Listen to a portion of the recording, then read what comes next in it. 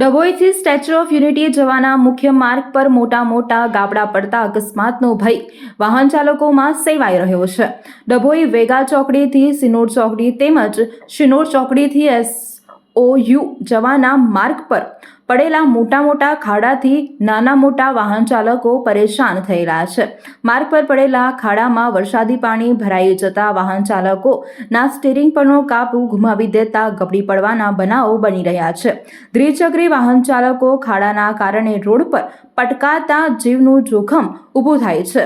દિવસ દરમિયાન હજારો વાહનો ડભોઈથી SOU માર્ગ પર જતા હોય છે। અવરજવર તંત્ર કોઈ મોટી દુર્ઘટના થશે ત્યારે જાગશે।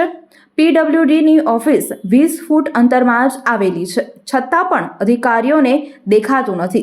સ્ટેચ્યુ ઓફ યુનિટીના જવાના માર્ગ પર દેશ વિદેશના પ્રવાસીઓ અહીંથી પસાર થાય છે, છતાં પણ તંત્ર આ બાબતે બેધ્યાન છે। વહેલી તકે ખાડા દૂર કરવામાં આવે અને પુરાણ કરવાની કામગીરી હાથ ધરવામાં આવે તેવી વાહન ચાલકોની માંગ ઉઠવા પામી છે। તંત્ર માત્ર એસી ચેમ્બરમાં બેસીને માત્ર ઓર્ડર કરતું હોય તેવું લાગી રહ્યું છે અને મેઇન રસ્તો છે તે સ્ટેચ્યુ ઓફ યુનિટી જવાનો અહીંથી રોજના હજારો વાહનો પસાર થાય છે। દેશ વિદેશના પ્રવાસીઓ પણ જો કોઈ દુર્ઘટના ઘટે તો તેના માટે જવાબદાર તંત્ર ક્યારે જાગશે?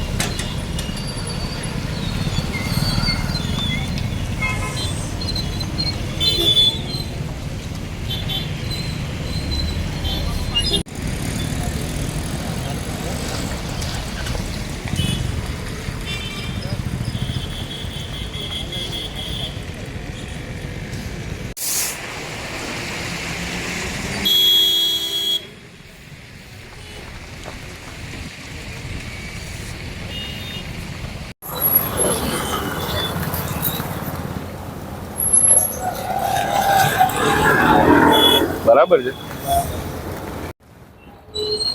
હાલમાં ડભોઈથી સ્ટેચ્યુ ઓફ યુનિટી જવાના રોડ ઉપર આશરે 1-1.5 ફૂટના ખાડા પડી ગયેલા છે।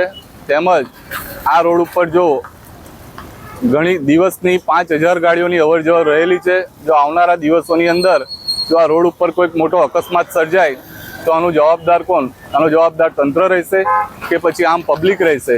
તો આપના માધ્યમ થકી અમે એટલું જણાવવા માગીએ છીએ કે તંત્રને રજૂઆત કરવા માગીએ છીએ કે આ રોડ રસ્તાનું વહેલી તકે આનું સમારકામ કરાવે તો કોઈનો જીવ જોખમમાં ના મુકાય। બસ આ અમારી માગ છે। કયો રસ્તો છે? આ સ્ટેચ્યુ ઓફ યુનિટી, ડભોઈથી સ્ટેચ્યુ ઓફ યુનિટીનો રોડ રસ્તો છે। કેટલા વાહનો પસાર છે? રોજના 5000 વાહનો પસાર થઈ રહ્યા છે અને સરકારશ્રી દ્વારા સ્ટેચ્યુ ઓફ યુનિટીને ગિનીસ બુક ઓફ વર્લ્ડ રેકોર્ડની અંદર સ્થાન આપવામાં આવ્યું છે। જ્યારે આવો રસ્તો હોય તો તંત્રને આ જોવું પડે કે આના માટે આપણે શું કરી શકીએ છીએ અને શું નહીં। વડોદરાના સમાચાર જુઓ તથા આપણી ચેનલને સબસ્ક્રાઇબ કરો અથવા સંપર્ક કરો।